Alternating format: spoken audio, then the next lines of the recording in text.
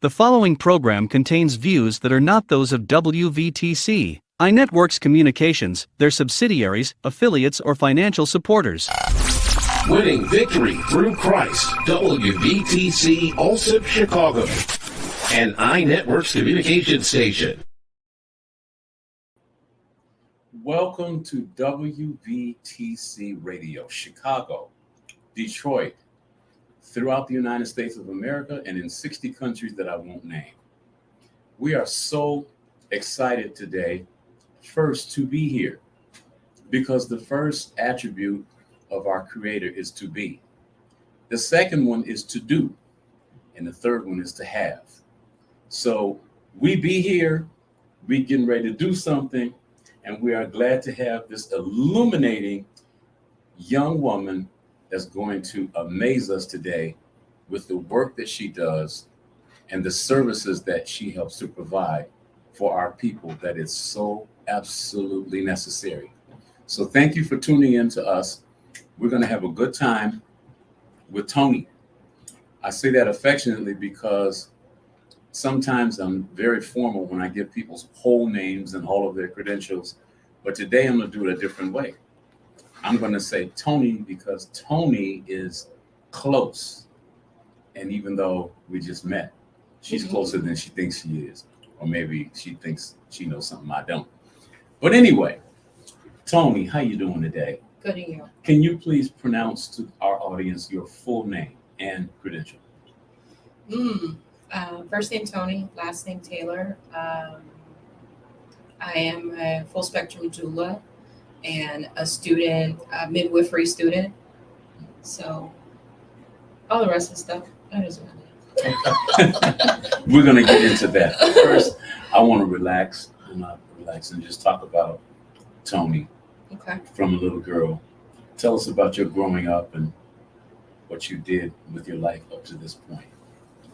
I am the oldest of 6 women, no brothers, all sisters, and I am a mom of 4. And How old are you?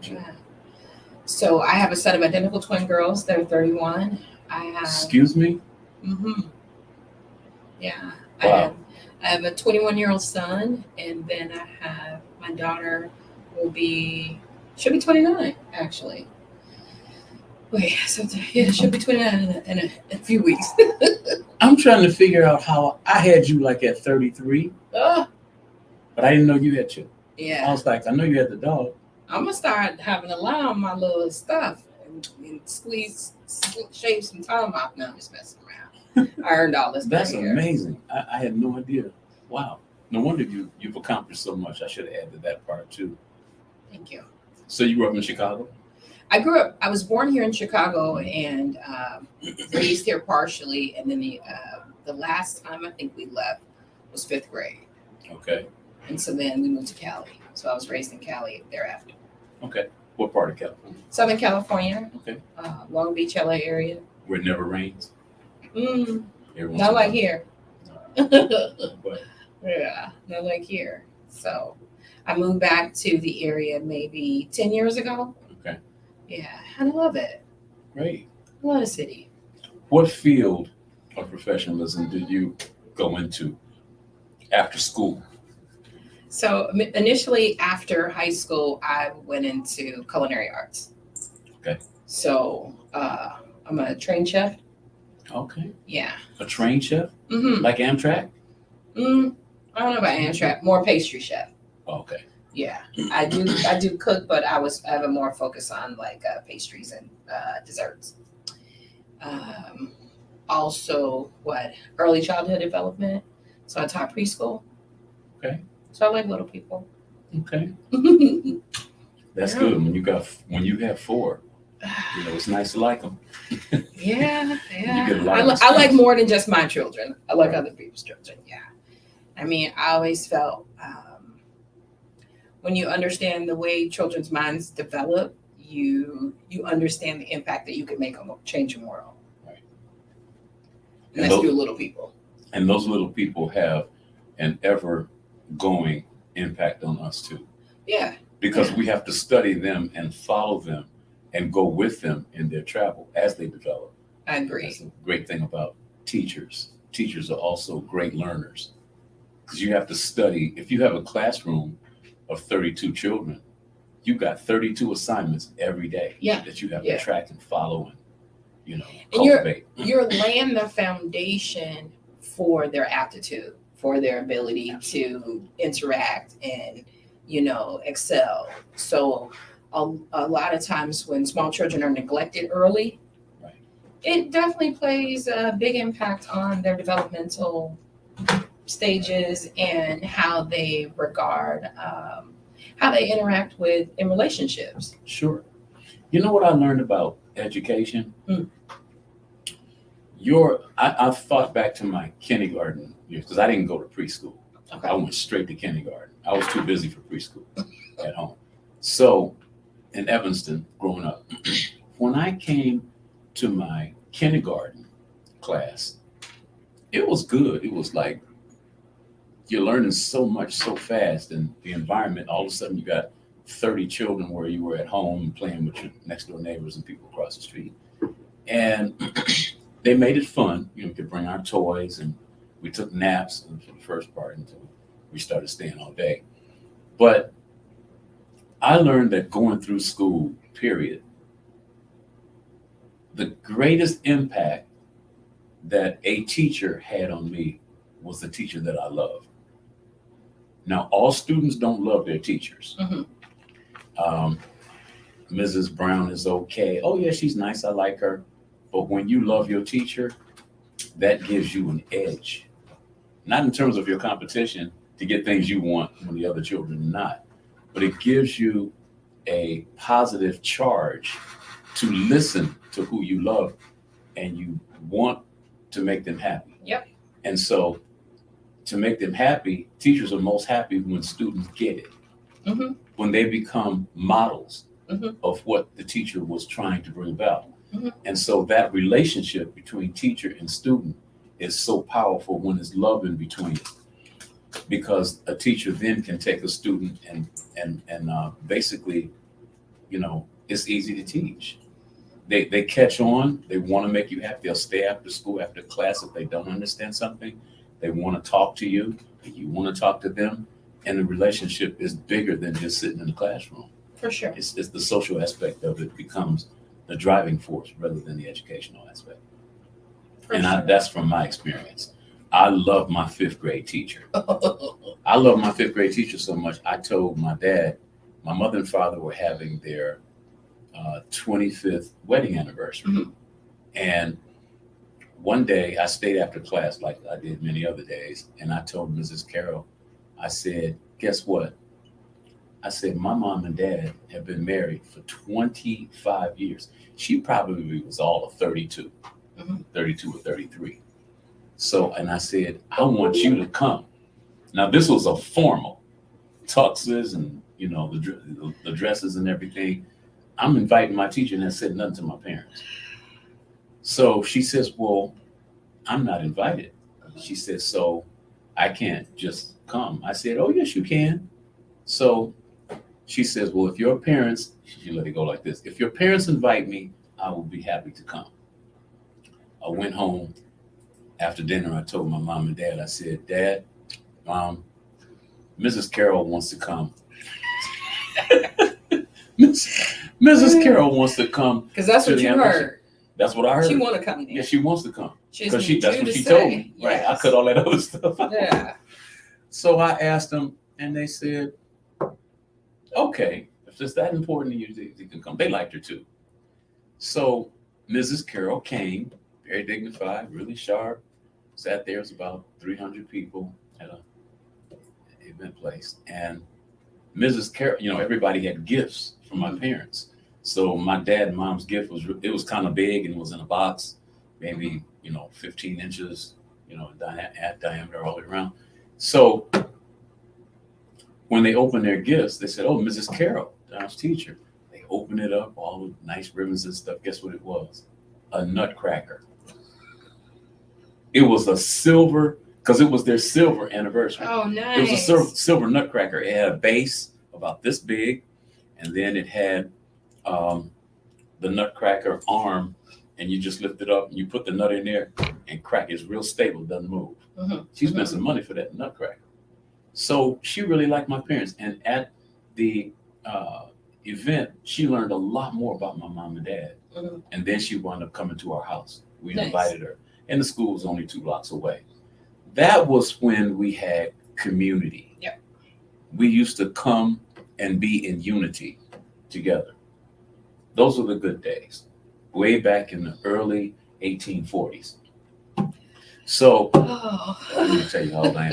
So, I just wanted to say that because, you know, education to me, teachers, I've seen teachers go from teaching school to principal up in the administration, from there into law enforcement, politics, all different sales, all different professions. Mhm. There's something about school teachers that they have a lot more to offer than just standing in a classroom teaching. You become negotiators, planners, cultivators. It's a lot. So Good teachers. I commend you. And you seem to me, the way you talk, I just met you a couple of days ago, you sound like a teacher. Yeah. You're very plain, very simple. It's hard to misunderstand you. You might not want to hear who it was, or you might, but at least you're going to understand. Yeah, you heard me. That's what comes. You heard what I said. I'm listening to you. Okay. Yeah. So let's talk about this exciting business of yours that's going to come and bless a lot of people and shock a lot of people, especially here in Chicago in a little place called Hyde Park, where I live. So, me and my daughter about 4 years ago started Chicago Birthworks Collective. Chicago Birth Works Collective. Collectives. Mhm. Okay. It's a collection of Black women serving Black women and women of color in and around pregnancy, from pregnancy all the way through postpartum, and within like that first year, you can like still reach out to us. At the point where my daughter first had, if you listen to her story, it clicked. Like, I've always had an interest in like medicine and just Black women and just our longevity. And I have 3 daughters, you know, and it came full circle for me when my daughter had her first baby, and the thought of I carried my grandchild in my body while my daughter was in my body. And now my grandchild is outside of my daughter's body. It was just like, wow, that's really nice. A whole revolution. Right. All the way around, and just like waiting for that one egg to be, you know, fertilized and born. And when a mother becomes a mom, a father is born and grandparents are born. So it's not just you became a mom. You're also birthing other firsts.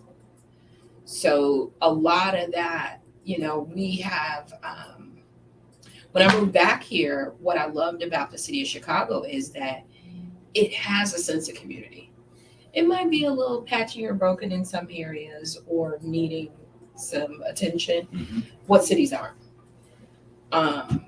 But our place of where we wanted to make an impact was the start of a family.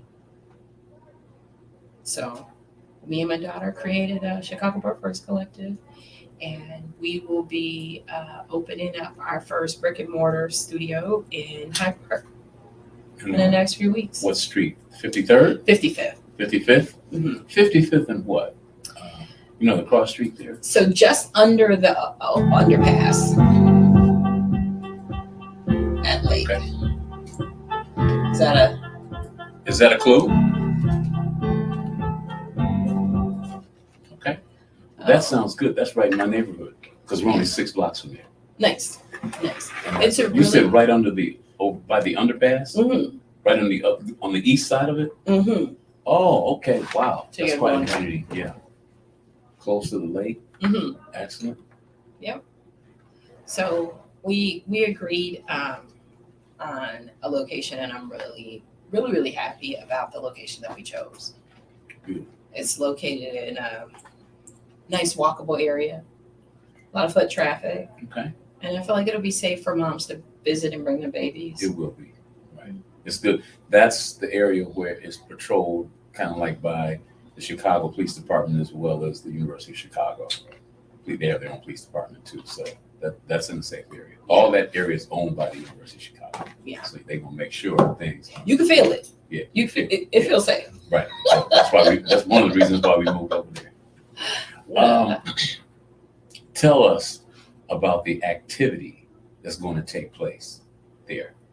So I can't It's a tell you secret. about it. Yeah. I can't.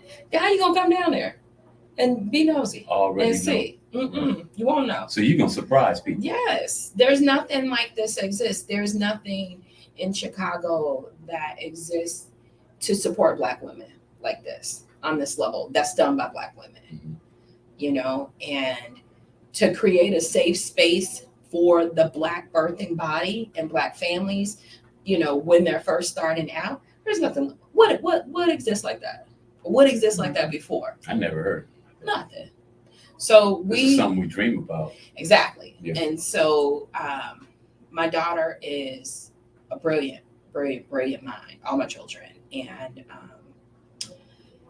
she is helping to bring all this stuff together, you know, and all the lovely people that we've had a chance to interact with and build relationships with, you know. No, it's gonna be a surprise. We can't just be like, oh, come on over here. Come up in there and we want to get your face when your mouth drop over. You're like, nice. Okay. Yeah. So you and your daughter are partners. Correct. You own the company. Correct. Okay. Tell me something about your daughter. When I talked to her on the phone, she sounded to me like you. She sounded like a teacher. She was very confident. I like her tone of voice, but she sounds like she knows exactly where she's going. And even to sound like that today is a wonderful attribute, because there's so many people that if they don't know what's coming next or what they're going to do about it. So probably because of my background in teaching, mhm. Most of my children are very deliberate when they speak, very intentional about what they're going to do.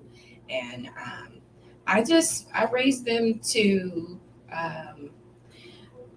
so as a parent, I follow statistics, right? I track what is statistically what Black children, Black males, Black females, Black moms, Black dads, I track that stuff, right? So if I track it and I understand it, how can I change it? Do I want to be a reflection of that? Or do I want to completely spin around and change the definition of that? Do I want to live up to that? And I don't. You know, I'm not data. You know, Exactly. And because I'm alive and my children are alive, you have the opportunity to change direction at any time, at any moment. And just because something does not exist does not mean it cannot exist. You know, and if something does not exist, that's your opportunity to make it. That's right. So, with that being said, I cultivated a ground where they can be themselves and they can come up to what it is that, because when children come here, we, like my generation, my mom, you know, it was sit down, children were heard and not seen, don't do this, don't do that, don't do this, don't do that. That was restrictive for me. And I feel like that had a ceiling, an imaginary ceiling on me all the time. And so I removed that ceiling from my children. And a lot of times they would be, you know, Yeah. A little bit too much, yeah. for the space. And I just said, okay, the space is small for my children. I'm going to take them someplace else. But it goes back to what I was saying about the capacity.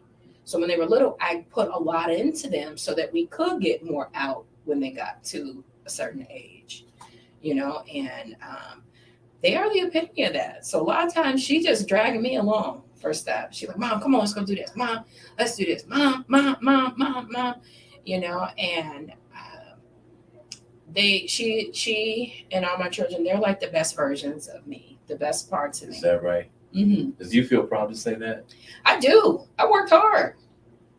Yeah, these children, look, it's not no accident. I accidentally get the children. No, you didn't accidentally get them. You didn't accidentally raise them either, right? No, I did not Was the accidentally. most organized, awesome, excellence. Yeah. in a row we haven't seen. Well, people will say what they want. People will say, oh, she's this or she's that, and and her kids are blah blah blah. And I just tell them, I said, in the morning when I get up, I don't think about you. I'm not thinking about you. I'm not thinking about what you're doing for breakfast or what you having or how you gonna comb your child's hair. I'm thinking about me, and I'm thinking about the arrows that I birthed. These are my arrows, and I have to keep my business and my mind on what I want for them, while also maintaining the integrity of what they want for themselves. That is a challenge. Yeah, because we have to get out of the way of our children. We do. Let me ask you this. Are there any times in your life when you look at any of your children and you are, I don't want to say the word proud, because pride would take me in the wrong description of what I'm trying to say. Mm-hmm.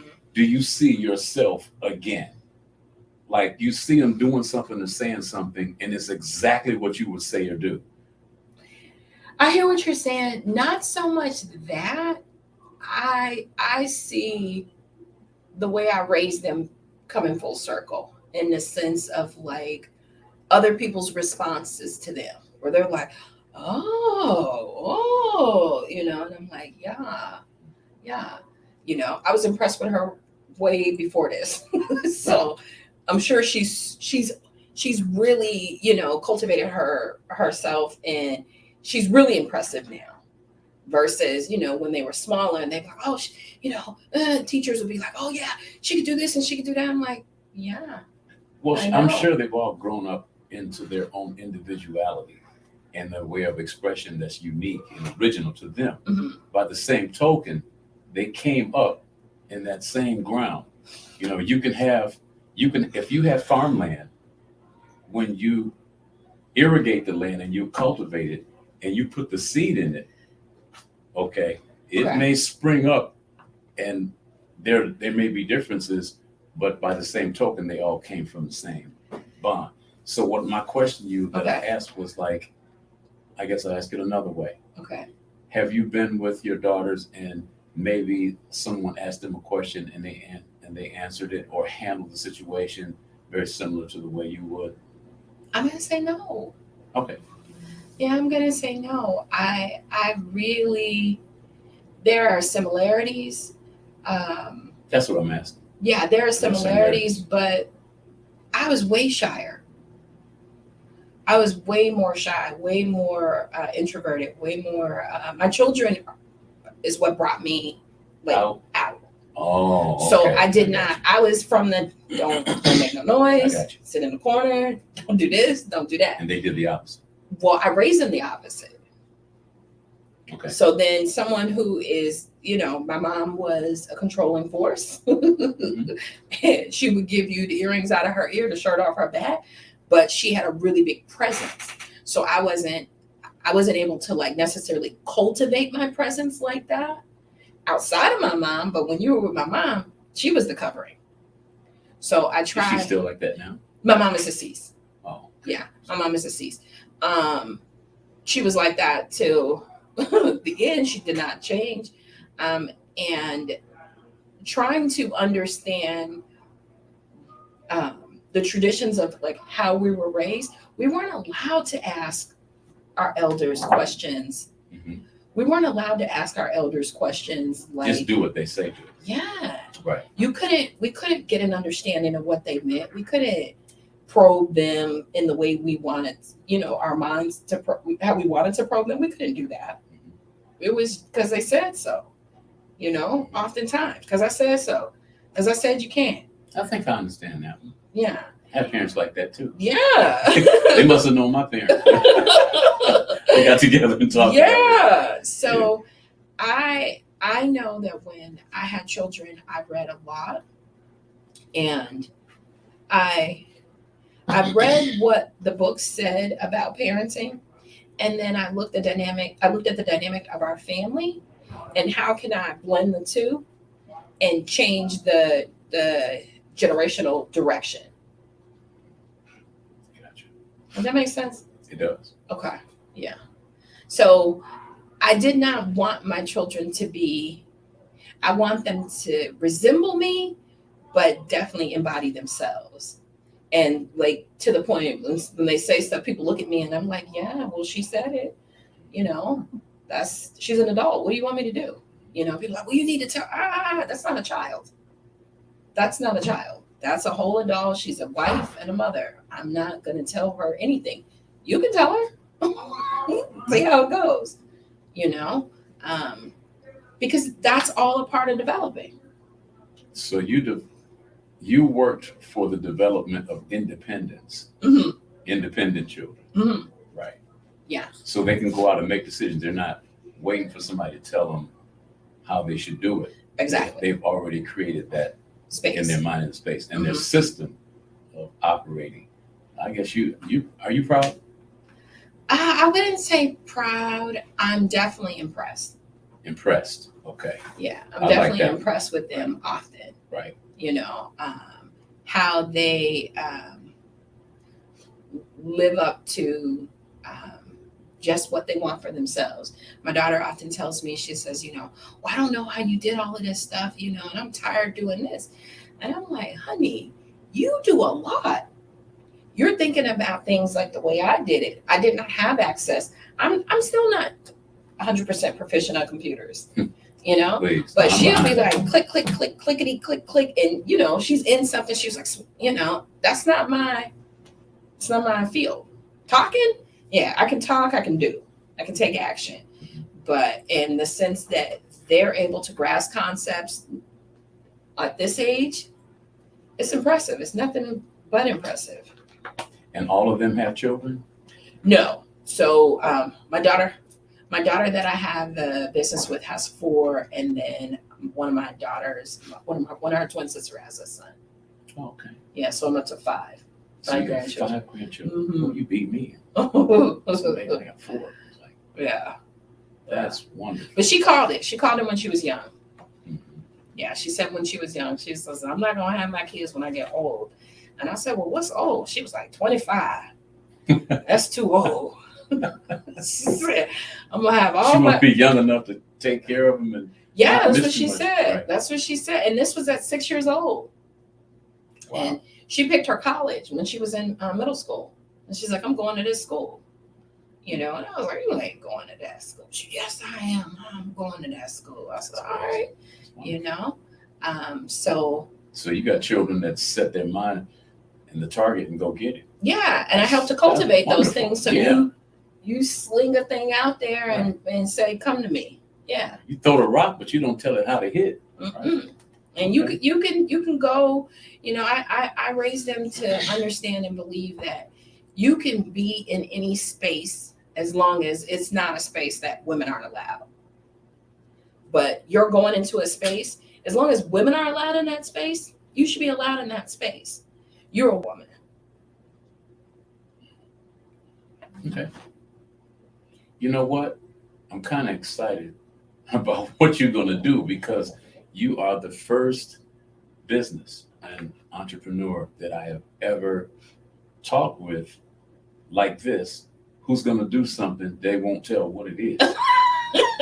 You know, if you say I'm opening a vegetarian shop, okay, well, I'm expecting to come eat. You know, if you're opening whatever business, you declare the business by its title, and that's what we're looking forward to. But you're not saying anything about what it is, but I got an idea. It's about health.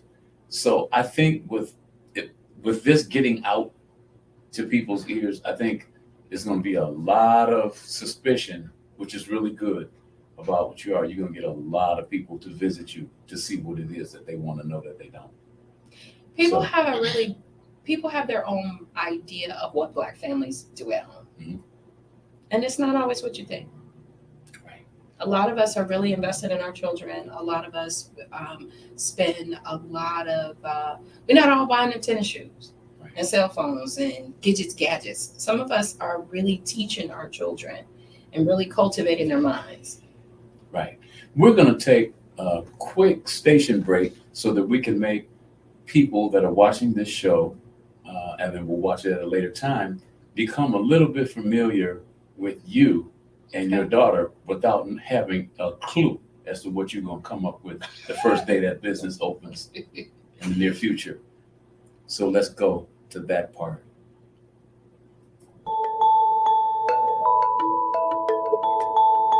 That sounds good. Hi, welcome to the Virtual Birth Village. I'm Tony, a birth and postpartum doula, a maternal child health specialist, a trained massage therapist, and a licensed hairstylist. We're so excited to have you here with us. Some of the things that you can ask me about are morning sickness, multiple pregnancies, i.e. triplets, twins, etc., cooking while pregnant and postpartum, and any other questions you have. Feel free to contact me and I will try to answer them as best as possible. I also enjoy discussing any type of food allergies or aversions, or just managing your diet through pregnancy and postpartum. I also have information or support in the area of grandparenting. I'm a grandparent of 3 and 1 more on the way, so I'm really excited. We're really excited you're here with us in the Virtual Birth Village, and I personally am looking forward to working with you during this time.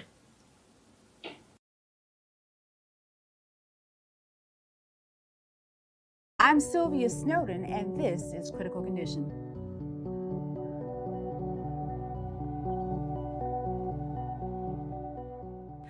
To be clear, infant mortality rates have dropped over the past few decades, but Black babies are still far more likely to die than their white counterparts. In fact, according to the 2021 State of Health for Blacks in Chicago report, Black infants are almost 3 times as likely to die in their first year of life than are babies who aren't Black. Why is that? What is it about Black birth that invites these sort of startling disparities? Can we do anything to fix it? Well, to help us work through some of that is today's very special guest. Before I get to her, though, I should say that I'm Sylvia Snowden. I'm a very proud employee here at KNTV, and I'm thrilled to welcome to today's program Tayo Mbandi of Chicago Birthworks Collective. Hello, Tayo. Hi, Sylvia. I just have to thank you for taking the time to be here to be a part of this discussion. We really appreciate it. I am more than happy to do it. This is what I love to talk about. This is what I live to kind of make change in. So thank you so much for having me. Again, it is our great pleasure. So I'm just going to jump right in here. Is there a stigma around Black motherhood? Oh, absolutely. There's a very long-standing stigma, I think, that many of us are starting to see the health effects of, that many Black mothers did not choose to become Black mothers, and kind of that this is a burden, or a struggle, something that was placed upon us, not something that we willingly or voluntarily entered into. And that misconception of that idea sort of lends us to these really excruciating outcomes where Black mothers are having to sort of defend their position. This is the pregnancy that I want. This is a child that I want. This is something that I have, volunteered for, and I expect to be treated like this is something that's valuable to me. And I want to do this too. What does that stigma look like when a Black woman walks into a doctor's office pregnant? Talk about some of those perceptions and some of that stigma. What will it look like? I think there's just an immediate investigation, who has gotten this person pregnant? Is this person in a committed relationship? And really, I think a lot of providers don't acknowledge the fact that they ask these questions implicitly. Is this something that I value? Is this a pregnancy that is important to me as a healthcare provider? If the person presents to be a younger mother or a younger parent, asking questions about, was this an intended pregnancy, or does this pregnancy, is it viable? Is it something that the community should value and hold highly? So I think there is like an immediate investigation of the value of the pregnancy. Okay, so now you're a doula. So I'd like for you to talk about how you've seen this stigma play out in your professional experience. What have you seen? Absolutely. So of course, when pregnant people come to us, it is always with excitement. Even if there's a little bit of anxiety or nervousness about being pregnant, we generally have folks reaching out to us for support because they want to have a certain quality of their pregnancy and of their birth. However, when we attend prenatal visits, or even when we get feedback about how these folks are engaging with their providers in the healthcare system broadly, it's not the same excitement that's reflected back to them. There are lots of questions that are asked, and there's almost a assumption of incompetency that these people who are pregnant and who are seeking the highest quality prenatal care that they can access don't have enough basic understanding to be able to make good decisions about their own care. So I think it translates most often into an assumed incompetency about their own bodies and their pregnancy. Huh. And you know, you're also a mom. Welcome back to WVTC Radio and Tony. We're talking health, we're talking women, we're talking pregnancy, we're talking babies, we're talking lifestyles, we're talking generations. What do you see down the pipeline for Black women based on the influence that you're bringing, the ideology that you're bringing, and the help that you've been studying to bring to the people in our community? So How do you think things are going to change? The ones who get involved with what you do. There was a quote when I was teaching that we used to teach the kids, each one, reach one, teach one.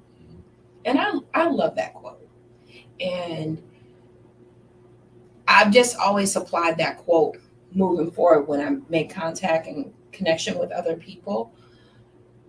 With Chicago Birth First Collective, we're trying to reach a mom with love so that she feels love, so that she can reach out to another mom and show love. And then we're building a community of loving moms that care about their children. Not to say that other moms don't, but I think it's really hard to parent from a place of brokenness. Right. And I believe that. Yeah. And I don't want to turn it, make it too sad, but there's a lot of stuff to just deal with just being a Black woman, and all of the different things in the media going on with our partners, our children. It can be really stressful just to be with child and be a woman of color, and finding out what the statistics say about you and your baby. If you make it to 1 year, if you make it to 5 years, if you make it to 10 years, will your child make it out of their Right. out of their teens? Right. And that's a lot of stuff that we just don't talk about. Everyone just kind of put their head down and, keep on moving and keep on going. But there needs to be a restoration in terms of like how moms feel supported and how we support one another. So we're hoping to show the moms in the Chicagoland area how much we care about them and how much we care about them, like as they're outside of their children, and then how we show you how we care about you is how you show how you care to your children and your partners, and folding in the dads as well. I'm a big fan and proponent of family, and you need 2 adults and a child. I don't care what 2 you got, but you need one and another. What do you mean by that? You don't care which 2 you got? It could be same sex. Okay. I don't mind. You need a balance. That's all I'm saying. You need a balance in the roles. So whoever is going to be the person that's going to be the nurturer, and whoever is going to be the support system or the backbone or the muscle. You need that. You need that balance in order to create a healthy space for everybody to grow and move through those stations. For mom to have her reflective time as to what she's been expending, for the child to have their reflective time with grandparents or friends or whoever, and then and all the way around, Okay. so that everybody understands their role in the family. What if the roles are slightly different? Like instead of having a female and a male, Mm-hmm. where they're doing their roles and the child can see the difference, how about having you got 2 women Mm-hmm. doing separate roles? Mm-hmm. What about 2 men raising a child? I'm fine with it. They probably wouldn't be reaching out to us for doula services because men don't have babies. And I'm like, Not I'm yet. sorry. Look, I don't. You need a uterus. to have a baby. Mhm. Now you can surrogate out, and they can reach out, for services afterwards. Mhm. But you need to have a uterus inside of your body in order to take a baby out of it. You can't just pull a baby out your back pocket. So at some point, somebody had a baby in the uterus, and now the baby lives with wherever the baby lives, and that's a family. Wherever the baby resides, that's the family. Suppose science in its ever progression or progressing times Mhm. that we live in, suppose it comes to the point where it becomes doable that you can put a uterus in a man. Look, if you that, I hear you, right? Before you go there, let one man breastfeed. Oh yeah, and breast too. Y'all not gonna let nobody put no uterus.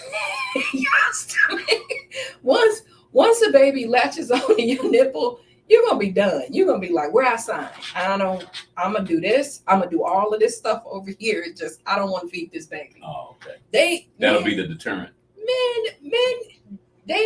And we see a lot of men feeling, but that's once again, that's brokenness in their own rearing. Sure.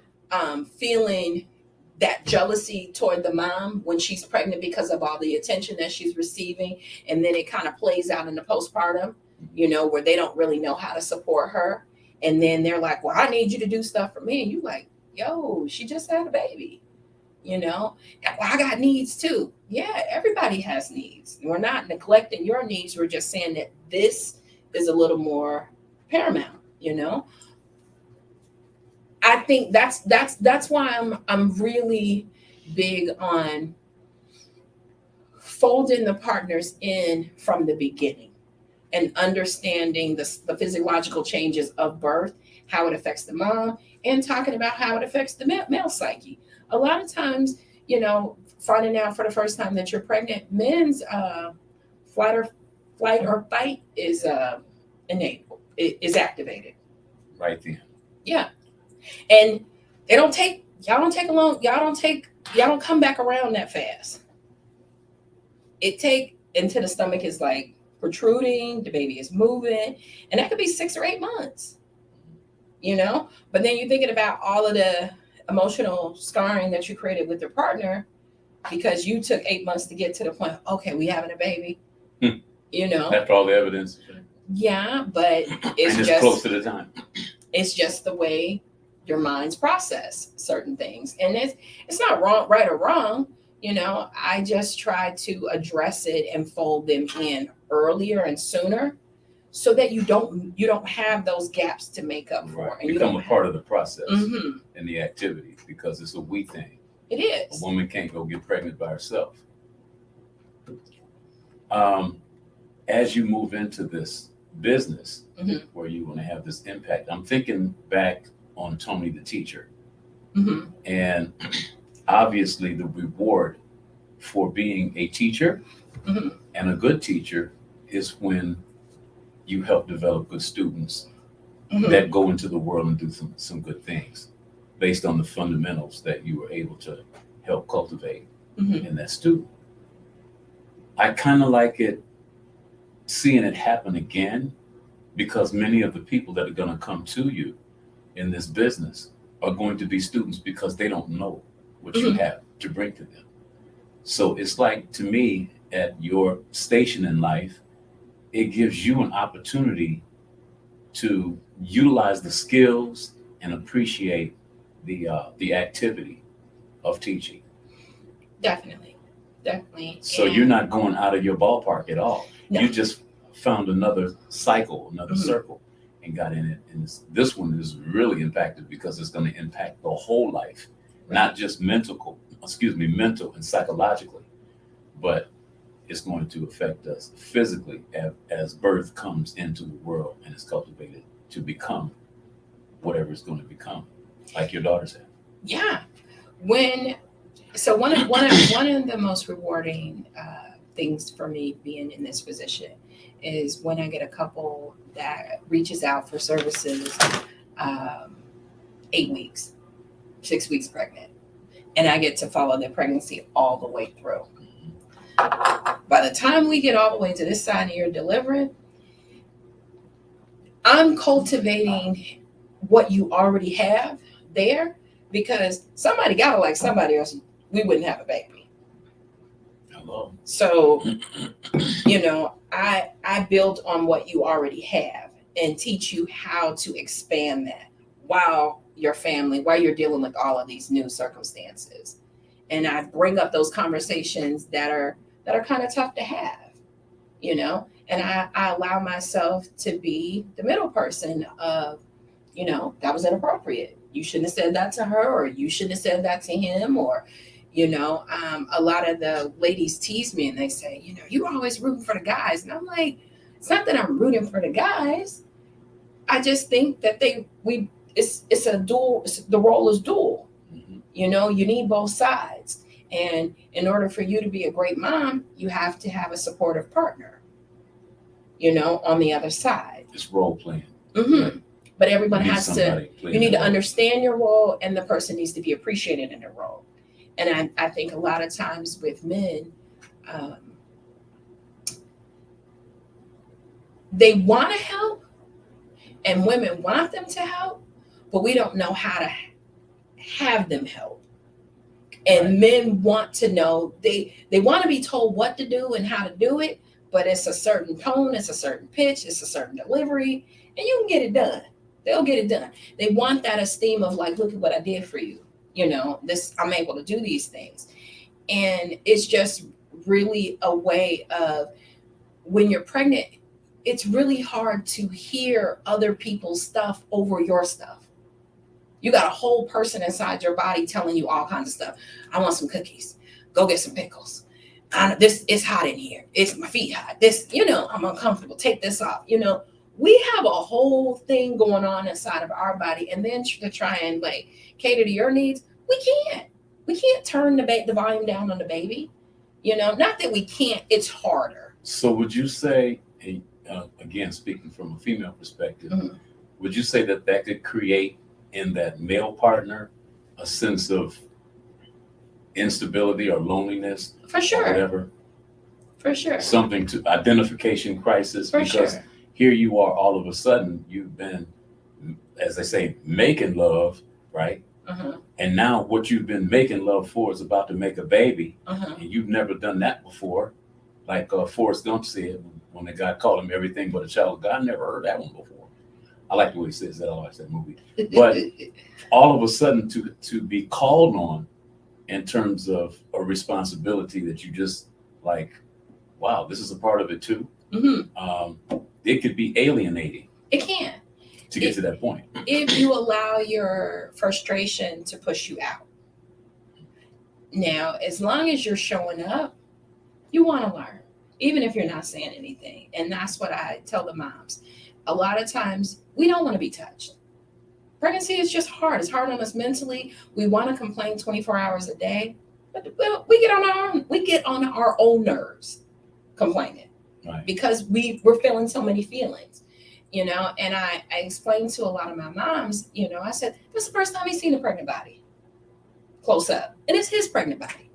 Now, if you ain't gonna let him do nothing with it, at least let him look at it. Right. I said, come on now, you gotta at least let him see it, and they be like, and the dads will tell them, Mama Tony said that I can see him. Mama Tony said I could do this and I could do that. And I just tell them it's not about if we hide ourselves from the pregnancy from our partners. Mm-hmm. Oh, this looks this. How is he to embrace those things? Can't. Exactly. And how are you supposed to have dialogue and conversation around those things? Right. You can't.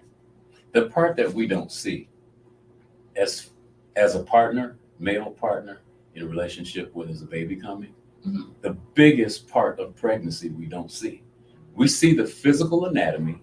Mm-hmm. We see something growing like a snowball rolling down the hill, mm-hmm. and it gets fast. And we see the changes in attitude, disposition, and the way we communicate. But what we don't see and can't get in front of is that tiny little germ that entered the womb and started to rotate. And while it was rotating, her stomach wasn't big. She wasn't cussing you out or telling you to go to the store to get bananas at 3 o'clock in the morning. So you don't know about that. But as that the unseen reality that's going on is making its revolutionary movement, and there's no words being expressed. Right. And so there's no lesson to learn because we don't see anything. There's nothing happening, but something's really happening. So in there. it's not because we're not talking. It's because men aren't talking, and you guys aren't. So we're definitely trying to change the culture around men just sharing their feelings. So I really try. If you've chosen the clients I've worked with in the past,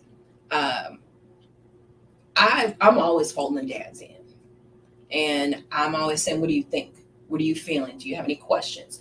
What are your thoughts on this? This is a safe space, you know." And I think a lot of times men aren't given that arena to just say what they're thinking without any backlash. You say, "Oh, she's pregnant."